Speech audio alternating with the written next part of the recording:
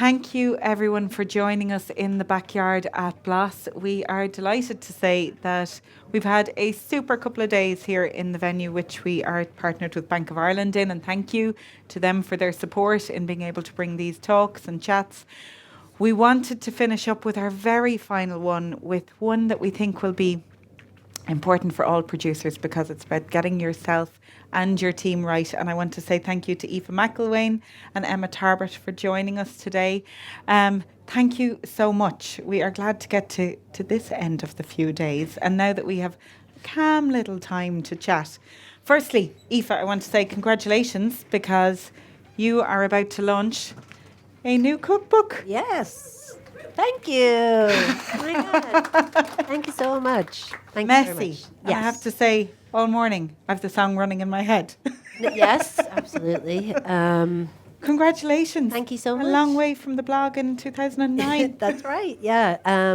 So I started a food blog in 2009 to learn how to cook. And it has been a really fun, delicious journey from then to now. And it is a real honor to be releasing a cookbook with Blossa Books, which is a series of Irish published cookbooks by an incredible publisher called Nine Bean Rose. And the whole point of this cookbook series is to kind of celebrate the diversity of Irish cookbooks and the diversity of voices in cookbooks, and so, in Irish cookbook writing and food writing. So my book, Messy, is filled with simple recipes for chaotic cooks. That's the vibe. I've been enjoying dipping into it, and thank you for sending us down a copy, because and now that Bloss is over, I'll be able to delve into some of the recipes as well. But you mentioned there about the diversity and the influences that are coming in, and that actually nicely brings me, Emma, to your background, because, well, we've gotten to know Emma from Hatch Coffee as a finalist and a winner at the awards. In fact, one of my favourite pictures when we first came back to in-person events after being offline for a couple of years, where we really miss things. There's a great picture of yourself and Mela at the awards. I'll show it to you after. What are we doing? No, it was just this big smile to be back in person, and it really summed up kind of people who were enjoying their work and people who were kind of giving it all. But if you wouldn't mind, I know that you spent some time in Australia, and some of the experiences that you had there are something that you've brought back. So would you tell us a little bit about your work with Hatch? Absolutely. I relocated to Australia after school. I did 1 year of college and was like, this is not for me. So I moved to Perth, and I have family there, so I was very fortunate. And my auntie asked me one morning, if you could be anything in life, what would it be? And I said, a chef, very quickly. So I kind of went down that path and worked in some incredible places, and with amazing management and amazing staff. And when I took a step back and you're looking at why the venues are so good and why they're constantly busy, and their staff retention was there, it was, you're always going to have people that are coming and going through paths of life, but their core team were there all the time. And like, I worked in places for 4 years, 2 years, 3 years, and then I moved back, and in a hinged knee brace, walked into Hatch Coffee in Glasgow, and Mela was there and her sister Nora, and I, no CV, just said hello. And very quickly it was very obvious that the culture was there, and it was really busy. It's a lot busier now, and I think Mela has done an incredible job finding the point of perfection without overcomplicating things. And for me, my job was to make sure that I manage in a way that is aligned with what Mela was doing, and how she still manages, she still works. She's, never asked someone to do a job you wouldn't do yourself. So for me, building the team that we have for nearly 10 years, is making sure that people are happy. They obviously want to be there, but they want to be part of what we're trying to achieve. And that's amazing coffee, but an amazing work environment where people can have dreams and goals, and we can help them achieve those things. And prime example is we came third yesterday with our carrot cake. The chef behind that is someone that came on board 4 or 5 years ago. She's an artist and worked 2 or 3 days a week as a phenomenal barista. 2 years ago, she decided that she wanted to take up pastry something. She didn't know what it looked like. And we made sure that we could make that happen. And she came into the kitchen, and now she's the sous chef and is, between herself and Brian, who's the head chef, are doing their thing. And I think it's important to be able to facilitate growth, both in personal life and in work. And I think it comes, like, Hatch is extremely successful, and the team that are there, that is why, and it has... Well, you've taken time to sit down with the team and ask them what they need, isn't it? Be it in terms of what's the priority for them in life, because knowing that if things are good for them, that it'll be good for the business. You've sat down, absolutely, had a chat with them. Yeah, we do it regularly. Like I think we just spoke about how important this weekend is for us as a team.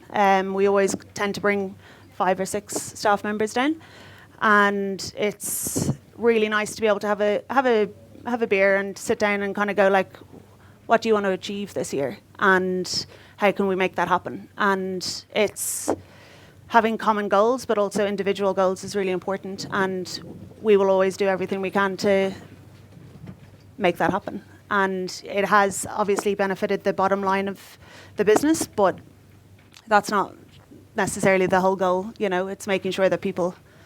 The whole thing has to be right. Yeah. Yeah, which actually, one of the things that I was taking a read through in the book, Aoife, the priority pizza, that rang a few bells with me. Where I went, I've thought about this a few times, but this is actually a really nice, clear way of doing it. So the priority pizza pie, as I call it in this book, is it's a really well-known coaching exercise, and it's more commonly known as the Wheel of Life, but I just really like pizza.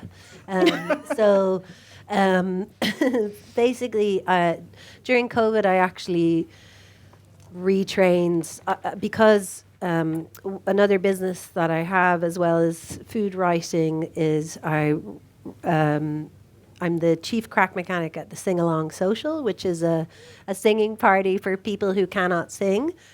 So they're, thank you so much. Good singers are welcome as well. We've asked them not to sing. But so as part of that business, which turned 10 years old actually last weekend. Happy birthday. Thank you so much. Thank you. And as part of running that business, there's over 20 people involved who if you've been to our gigs, you'll see there's a few of us in boiler suits and encouraging others to sing and but it's just it's interesting what you're saying about giving the people that you work with an opportunity to use your business as a way to further their own personal goals. And that might be like, well, why would you want your barista to learn how to DJ? But you never know how that could... I haven't had that one yet, but okay. I'm hoping. I'm going to look for CDs. Yes, exactly. But for example, and I suppose... I've definitely seen that. It's something that we do as well with the crack mechanics. That's our official job title.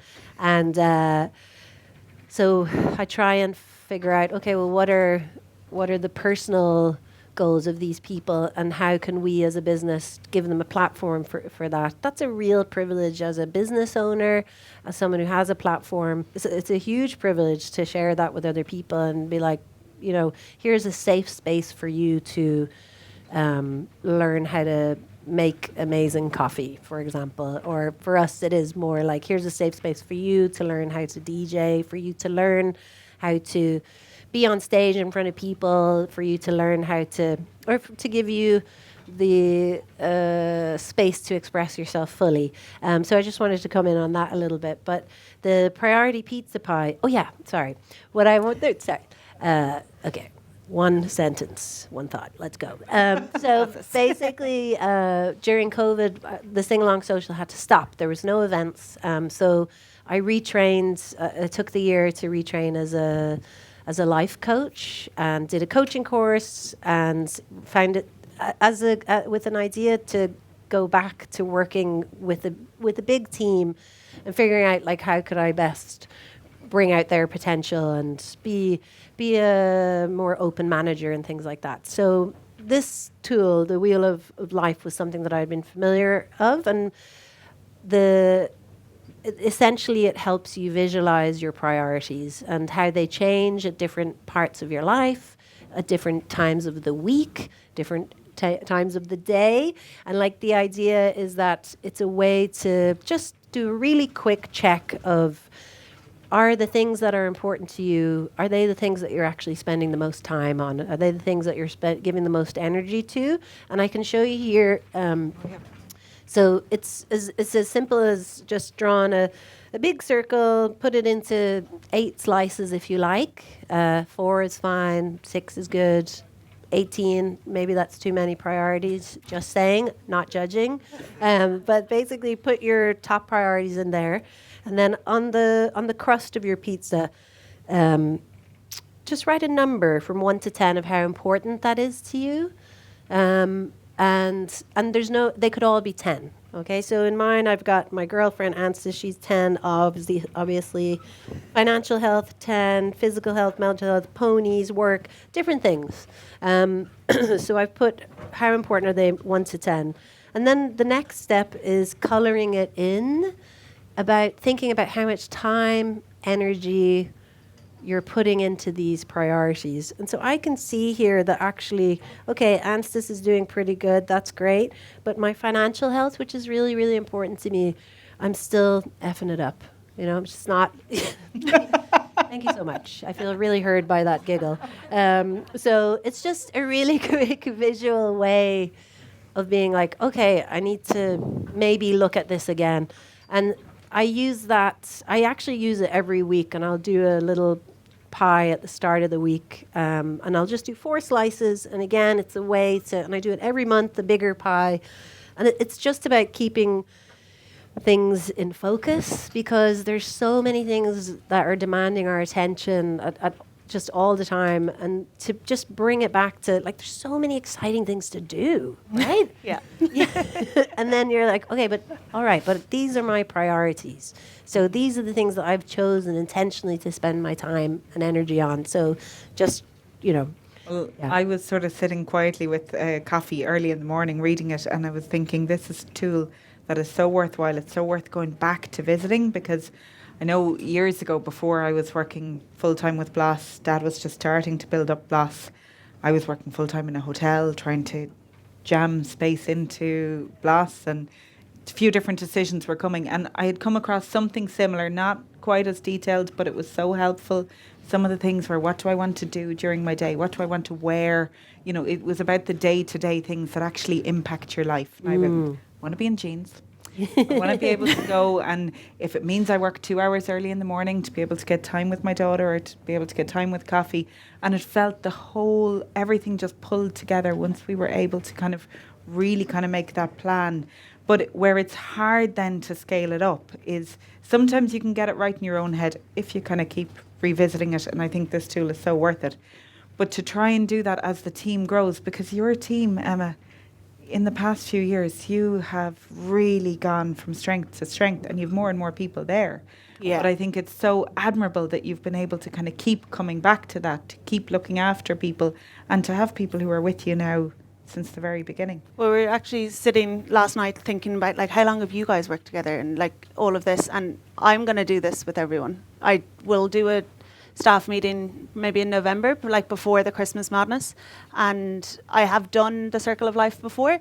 no way as colourful and as fun as that. So that is a bit of me now. But I think as a team, that would be really interesting to do, because it kind of, again, makes everyone kind of refocus with what we're trying to do as a whole. Like, we have 2 stores. Glassstool is going to be 10 in April. You're doing the birthday. Do you know that? Oh my God, how exciting! And then Blackrock turned 5 a month ago. And we opened during COVID. And looking back, I think a really smart way of opening a business was during COVID. Very fortunate to be able to say that. But we did everything slowly, and we tweaked and changed, and we're able to make decisions on the spot without it being full capacity as it is most hours of the day now. But I think that is something that, as a manager, I need to make sure that I'm aligned with what I'm doing in my personal life, as well as that I'm ensuring that I'm bringing the best I can to work. But I think as a team, that would be a really interesting way of going about even Christmas. Like, if you break it down into quarters and just make sure that everyone's happy and everyone's colouring in their slices of pizza. Because it's just, I think it can be hard to notice when you're out of balance sometimes, like, because it's just the forward momentum of life is just inevitably bringing us all, I'm not going to say it, but we know where we're all heading, but help me out. How do I get out of this morbid? But I just mean that genuine forward momentum that's pulling us all forward. Only one way out. Yeah, I know. Okay. But I do think it is really difficult to make time to have those moments of reflection. And I suppose as well, what I've definitely learned is another really useful thing for teams and for me personally is understanding what my core values as a person are. And again, they update as we get older, as we have different experiences, as we get enough out of the thing that has brought us so much joy. So I thought, to understand my core values as a person, I would have to go to a mountain, and walk up and meet a monk. But actually, and then sit there for 3 weeks. But actually, Silence. yeah. Silence. Although that does sound nice. And it sounds really nice, but I actually just Googled core values, and then I picked the 3 that I most identified with. And it's really, that's all, and so my core values as a person are still creativity, community, and crack. And those are the most important things to me. And so if I can do things that keep me in alignment with those values, and I have the privilege and the honor to be able to do that for myself, I know I will be content. There are also times when obviously I have to, or not have to, but that I choose to do work, for example, that isn't exactly aligned with those values. For example, it may not be that much crack to do a corporate Christmas party. It depends on the company, I will tell you. But that is a decision that then supports my business and supports ultimately my community and keeps us being able to do events that are more meaningful, that have a bigger impact and things like that. So that's another really important thing that I try and keep an eye on. And again, it's like you have your values with your team as well, and that those are in alignment together, and that they're complementary, I suppose. God, I feel like Dorothy Gale. Well, on your point there about doing the things that then allow you as a business to do the things that are super fun. One of your values is community, and that would be a huge aspect of Hatch. And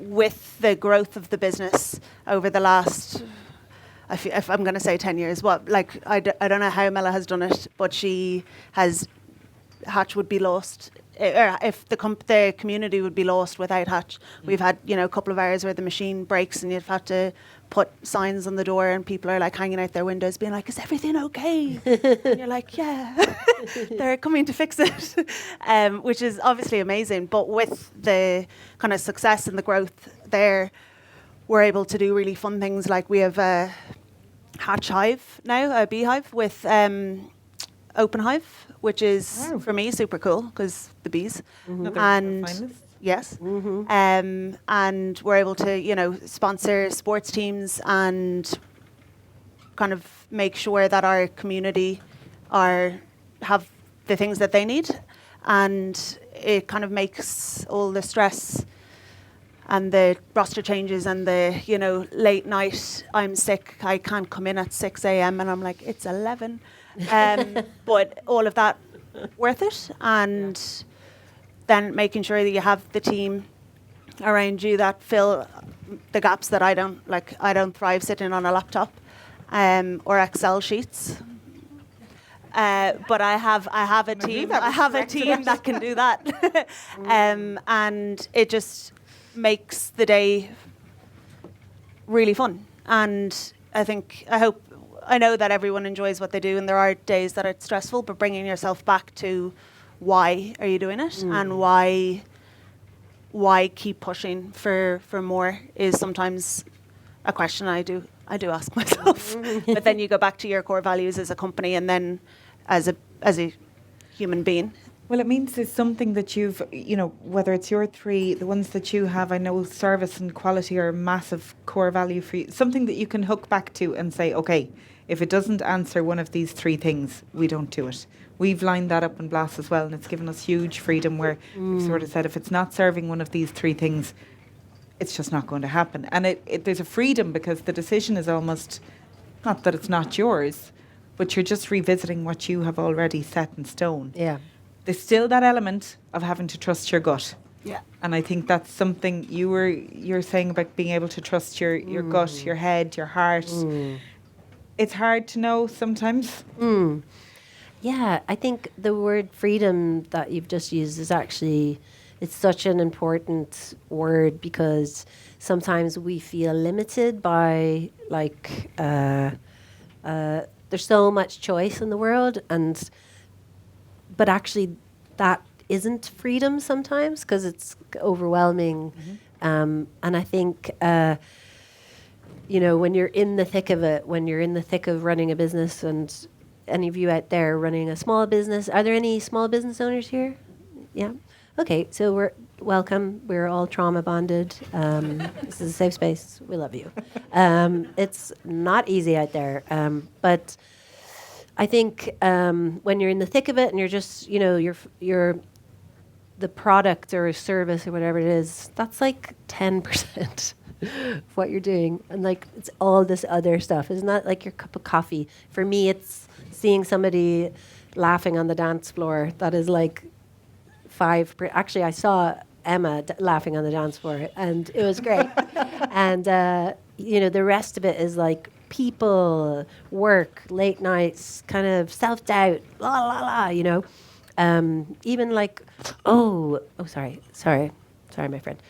Even like, what are they doing over there? Is that better than what I'm doing? No. You know, all that noise. So I think when you have, especially with a team, it's kind of like accountability, you know, like everybody knows that everybody knows what the North Star is. So that is whatever the values are, whatever those three questions are. And actually, instead of limiting, that is actually giving you so much freedom to actually just keep on track and keep protecting that precious thing that is the whole reason you're doing any of this. So I think for me, tuning into the head, heart, and the gut has been a big part of putting my energy into the right places. I wrote a book in 2017 called Slow at Work, and it's all about burnout and a lot of the things that we're talking about here today. And in that book, and around that time was the first time that I really started trying to tune into myself and understanding why it felt kind of confusing inside my own brain. I don't know if anyone else can relate to that. I'm getting some hard nods in the back. Love it. And basically, you know, let's say you're faced with a decision. Your head is going to say one thing, your heart might say another, your gut. I actually think my gut speaks Dutch, so it took me a long time to understand what she was saying. But I think I'm like an intermediate gut language now. But I suppose, again, it's another tool of trying to take all the information that you have to make the best decision for you, but also for your business. And I think as a business leader, it's so important actually. It's like being a mom. Like you have to protect yourself, or a dad. I didn't mean to gender that, but like it's like being a parent of and if you don't protect yourself first, your business will suffer. The people you work with will suffer. That precious product or service, whatever it is, that precious thing, it will suffer if you are not looking after yourself. So that's. Well, I think it's a bit like on the airplane when they're saying put your own mask on first. Yeah. And like that when our daughter came along and there was times you were away and there was loads of kids in the house and you realised, you know what, if I'm not up and showered first, it's not going to happen because everything else takes priority over it. But it's very hard, I think, sometimes because you've got a tick list, you've got things you need to work through, you know, there's jobs that you need to do. And something that I think came up in Slow at Work, actually, first for you, was a piece where I think you had read from Derval O'Rourke, where she had gone from being the kind of professional athlete stage and into the corporate world, and she realised that there was no time allocated for rest. Yeah. And none of us do kind of pencil that in. And Yeah. you know, So on my to-do list every day, I write rest, and that might seem. I don't. I mean, I don't. I was going to say that might seem a bit unusual, but actually, I think it really, really works for me, and that's what's important is finding the things that work for you. For my first book, Slow at Work, I interviewed a load of busy people about how were they so busy but not completely burnt out? Like, how did they get that balance? And interviewing Derval O'Rourke was really interesting. She's the Olympic medalist for hurdles. Okay. Thank you, Emma. Okay. Hurdling sounds like something else. It's like a throwing sounds something. like what the tent was going to do. Yes, yesterday. exactly. Yeah. And so she was talking about, as you said, it really became clear to her when she moved from athletics into the corporate world of how nobody was resting, because as an athlete, rest is part of your training. It's part of your job. You do your warm up, you do your performance, you do your rest, and then you can start again. And she was kind of flabbergasted by how in other industries that is just completely ignored. And it was a really life-changing moment for me to make rest part of my job, because without proper recovery time, like we cannot maintain a high performance level. It's just the athletes know it. So I also brought that into Messi as well, which I know maybe it seems like it's a coaching book. Maybe it is, but there is actually recipes in there too. But the way I was thinking about it with food as well is like if we're making a really lovely sourdough loaf, we all know that we make the dough and we have to let it rest. It has to rest so it can rise. And I was like, why don't we allow ourselves that rest? Like, we know that it's a really important part of the process. And so just maybe giving yourself permission to be like a delicious sourdough, that would be a nice life. A great life. Yeah. Smell good. Yeah. So, yeah. And I think I had chatted to someone about something shortly before reading that, and it was someone actually who is in the corporate world, working in food, but more so at exactly where you don't want to be, because she's more so on the laptop the whole time and looking at spreadsheets. And she was saying, particularly with COVID, when everything moved into online meetings, and we've got all these new tools now for booking meeting times, for kind of scheduling calls with people, she was saying actually there was nothing scheduled, not to mind for rest, for follow-up, for doing some of the work that actually isn't one-to-one on someone, but that you need to do just after the events, which I'd imagine is very hard when you've got a service business which is flat out. It's getting busier. Everything is facing the customers. Do you find that you have to, for the team, get times which are set aside? Just, I know you schedule in training even after hours, so as you can get some solid time with them. Yeah, I think like for me, rest. Like I do wake up in the morning and go 8 hours and I'll be home sometimes.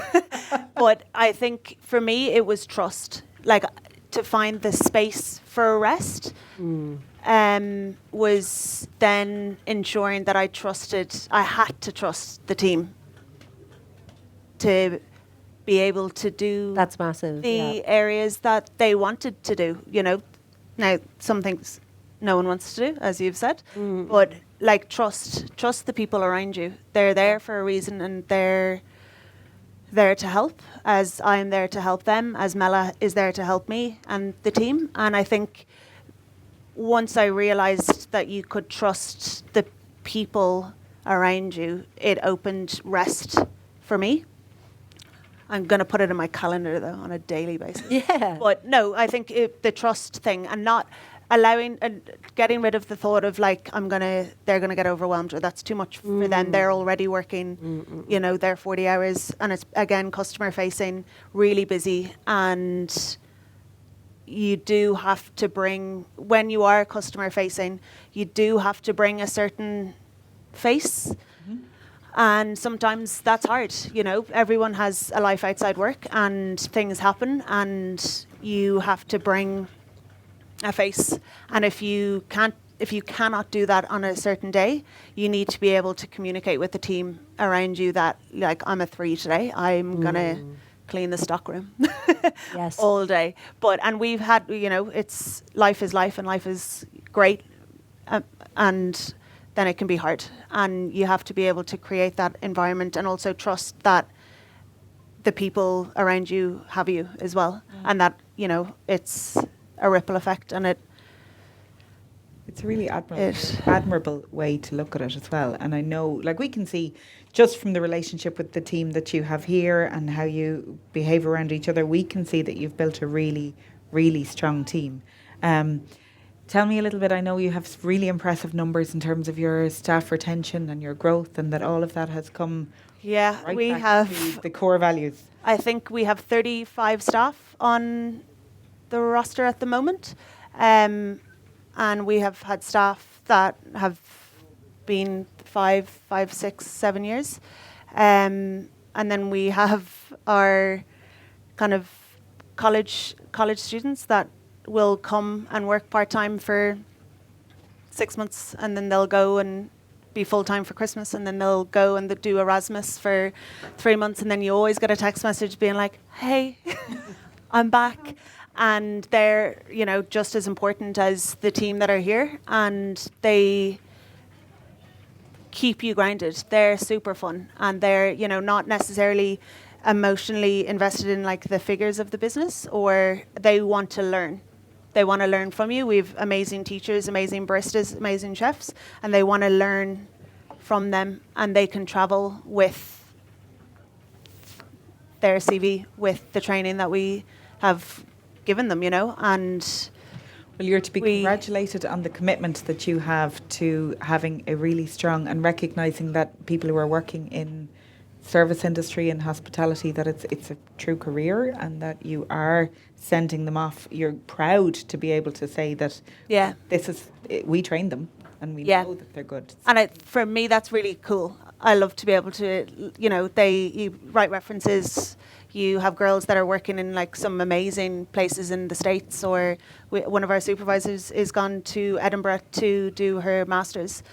And so again, reference, all fine. She's incredible. And she was like, okay, I interviewed here, but they're busy as, you know, 300 drinks. And then I think Mela replied being like, get 2 people's pay and you just do the 300 drinks yourself, you know? Because like that's nothing for what we do. And it's funny that people leave Hatch and going like, I couldn't actually be quieter than that. And I'm like, well, best of luck with that. And it's cool. The being able to say like I had something to do with your hospitality career is cool. And it's something I took away from Australia, where you got less of like, so what are you doing? And I'm like, oh, I'm a chef, or I manage this bar, or whatever. And wasn't seen as in between college, which really irritates me, because it's when you're booking your Christmas dinner, there's a team that have thought about Christmas for months before that, and have hired and trained and tasted recipes, tasted food, and there's a whole town of people behind your sit-down Christmas dinner in wherever. And people don't see that all the time. And I think Ireland's absolutely getting better at it over the last, I think I'm home 8 years, and it's cool to watch. Yeah. Well, one of the things, and I am going to ask the audience for questions in a minute, but before we do, just to say that not only are you doing that now in Hatch, but you're sharing that, you're working with consultancy, with other cafes, restaurants, people who are trying to develop that same ethos. So you are bringing that along. Will you tell us a little bit about what you're doing there? Yeah, I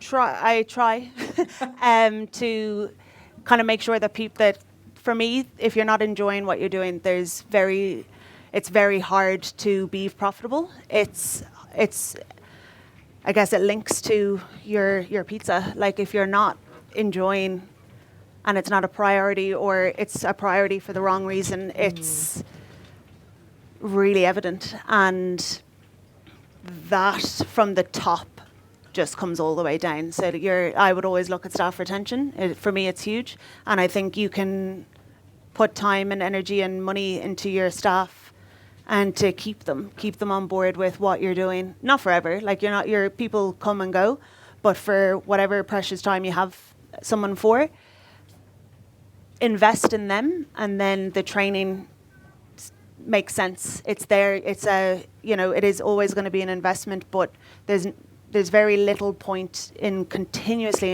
investing in people that are going to be there 3 weeks, and it's not a nice working environment.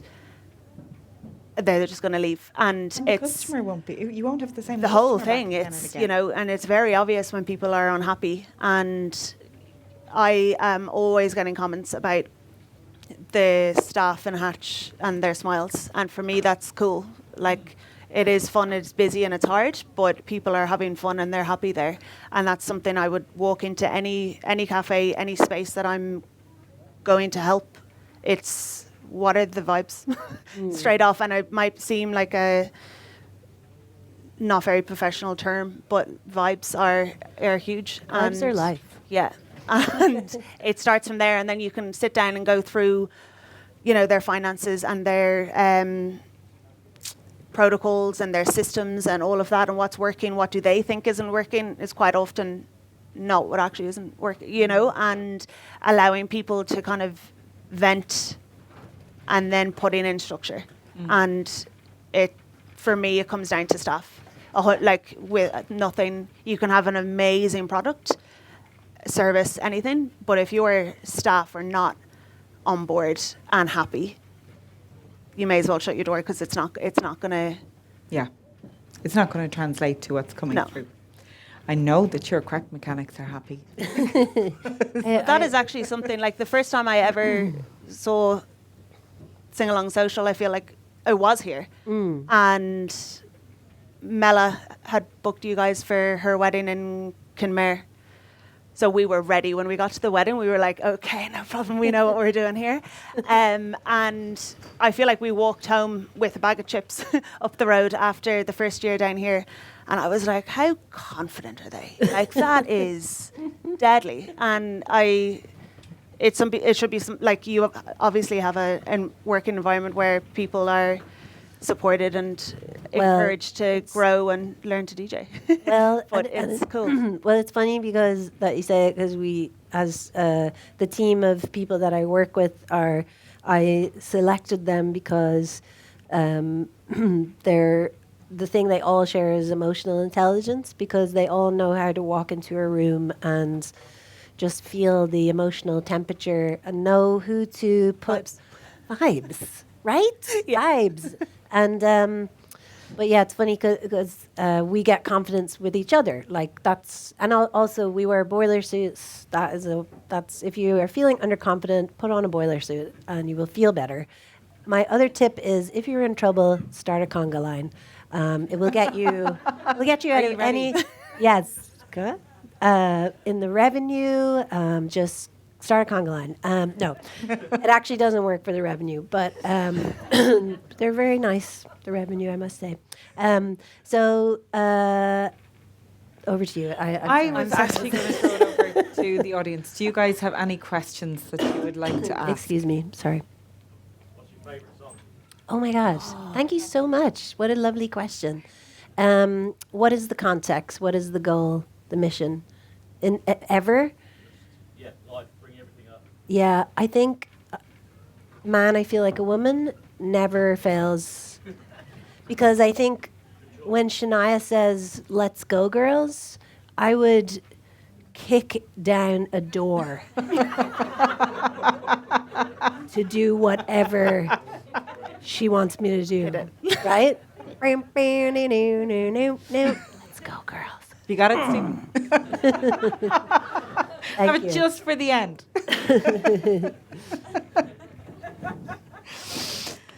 Thanks, Tom. Thank you. Anyone else? Just a quick one there. Obviously, you have amazing staff in Hatch, etc. But on the downside of that, if you have to fire, how in your own protecting I yourself? have to fire. Yeah. I'm very, very fortunate that doesn't really happen. I think for me, I have done a lot of life coaching stuff in Australia, and I think emotional intelligence and I think it's really obvious when someone doesn't fit in. I don't think, for me, you have to be obviously like teachable, want to be there. You don't have to have all the skills in the world. Vibes. Mm-hmm. And I think for me, it's really obvious when someone doesn't fit in. Contracts and all of that, 6-month probation period, yada, yada, yada. But having a conversation with someone, and I would always put it on the table and just say, how do you think you're getting on? And it's very evident when someone's not. And I think people are smart. Like, people are smart and they know. And it doesn't take long for that to be evident. I have done all the things to make sure that when I say in an interview, like, we're really busy, that people actually believe me, because I found that I could do an interview at 2:00 on a Monday and it's raining outside and we could, be half full with very little takeaway.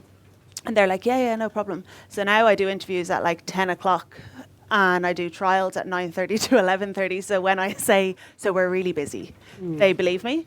But the conversation about, how do you think you're getting on? And allowing them to feel what they feel. Like, it's very evident when someone doesn't fit in, even if it's just personality. And I will always put the Hatch vibes over any CV. If you can have 20 years experience and walk in, every venue is going to do something different anyway. And I will protect and so will Mela, so will Hannah, our operations manager, and Jen, who is the manager of our other store, Glasgow. Vibes are really important, and it is the business. It is, they're like, our staff are the face of the business, and we will always put that first. I guess you're reminding me of, like, as well, just the power of your gut in that situation as well, of just like, it's not, usually if something isn't, it's like a relationship, it's like, it just might not be the right fit, and, you're better off. Why do I keep going to such deep places with this? We're talking about death and relationships, but still, it's like, if you're both better off not in that, maybe, and it's like, and I think as a person who has hired people, and like, maybe sometimes the vibes haven't been 100% correct, it's like being brave enough actually to just have that conversation, and it's really hard. It's like, it depends on what kind, maybe some people find that kind of conversation easier, that kind of thing, but you're not doing anybody any favors by continuing something that isn't correct. You know, it's like, and that just made me think of You that. have to protect yourself, because it could be somebody that, you know, you're trying to help somebody in their life, and you realise, God, they don't fit the core values of the business, so I'm going to have to let them go, but God, how can I still not let it affect yourself too much? I think for me, I've reframed it. I've never had to. I've once had to be like, "You're done," and that was not a nice experience in any shape or form. But when you reframe it and go, actually, this person is not meant to be here. Like they're not gaining anything from being here right now. It might not be the right time in their life. They might have so much stuff going on outside and stuff that it's okay. It's okay that you're not that puzzle piece right now. Could be in the future, but kind of reframing it from a seriously negative, you're fired thing to actually, it's timing, you know? Thanks, Emma. I think we have one question there from Sharon. My question is for Aoife, and you mentioned just briefly about self-doubt at the start, and Emma said about the confidence walking into the sing-along social area. And it's Slow at Work. You introduced us to Aunt Linda, and I'm just wondering, how is Aunt Linda? Okay, thank you so much. So I've always had a really loud inner critical voice, and it hasn't ever really made sense. I've had a life full of privilege, very supportive family, great school, la la la la. I was diagnosed with ADHD about 5 years ago, which has explained why maybe some of those inner critical voices were there, because I've always kind of, I won't go into it now. I'm going to just go into it. It's so about 10 years ago, I was really struggling with that inner critical voice, just like every day being bullied. It just like every day. So my therapist at the time, but she's still my therapist. 10 years later, I guess she's not that And they're good. good. They're good. No, she's Never let them great. go. I love her. I love her. But anyway, she said, "Look, why don't you give your inner critic a name? It's a really good tool to try and just get that voice outside of your body, just disassociate a little bit." I'm a big fan of Kristen Wiig, who starred and wrote Bridesmaids, and she has this amazing Saturday Night Live character called Aunt Linda. And Aunt Linda is this like older lady from kind of New England, and she goes to, she reviews films, and she literally hates the cinema. She hates everything. She hates the seat. It's just not comfortable. And the popcorn, God, it's so salty. And like just everything is so comical, the way that she's so overly negative. So I was like, I'm going to call my inner critic Aunt Linda. And it has really, really helped in that 10 years. What's been so gratifying actually is to look at my process of writing Messy, my cookbook, if you've just joined us, and then to look back sort of 6, 7, nearly 10 years ago when I was writing Slow at Work. Aunt Linda was very hard on me around Slow at Work. I felt like a total imposter, like someone was going to be like, I think they might have given that book deal to somebody else. I think they gave it to the wrong person. Like they didn't. Maybe they emailed the wrong Aoife. Like there's so many of us. Like it must have been a mistake. Whereas this book, I was like, I may never get the chance to write a cookbook again. What a freaking dream come true. Like how awesome is that? I'm part of the Bloss the Book series, which I'm obsessed with. This is amazing. Why not try to focus on the process, enjoy it, and because I think when we focus on the process, the result, it usually falls into place. So Aunt Linda, I thought I could get rid of her, but she's still with me. She will always be with me because she's a weird, toxic part of my family. So what has changed so much though is that I now understand that Aunt Linda's main fear is she does not want me to fail, because she associates me failing with me being abandoned. Okay? That's pretty scary. Of course I was freaking out about writing my book. If it's not good enough, I'm not going to be accepted. I'm going to be cast out. I'm going to be sent to an island. There'll be no Shania Twain there. Like, you know what I mean? Like, the stakes are so high. Whereas I was like, now I know she's always going to be there. My friends know her. My colleagues know her. Everyone can help me see when she's in the room.